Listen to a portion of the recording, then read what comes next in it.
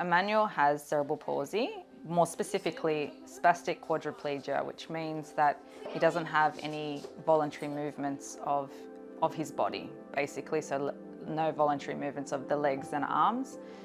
He's dependent on us for everything that he needs to have done.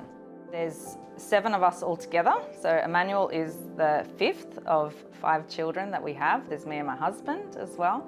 It's a lot involved in having a big family, and then doubled on top is to have someone who has such high needs that it's really difficult to spread your care and your love to everybody. We were introduced to Bear Cottage. It was kind of like a lifeline and somewhere where we could just put our minds at ease and just breathe, really, and relax, knowing that when we're here, Emmanuel can be looked after by somebody else instead of us, but still knowing that he's loved, he's being cared for. There's compassionate people around who kind of understand what life is like when you're not here.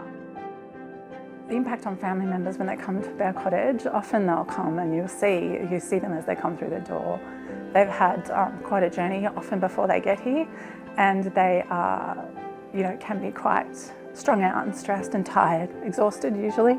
We're able to take some of that load off them, and even if it's just for a few hours or a day, or sometimes it can be for an extended period, they can then focus on not being the carer for their child but being the parent for their child, and also being able to focus on those, if they have other children, their siblings, and also parents on their own relationship. Supporting Superhero Week at Bear Cottage means so much to my family as well as so many other families who come here, because there's really no other place like this where we can bring our children who need that extra care, that we know that they'll be 100% cared for, loved.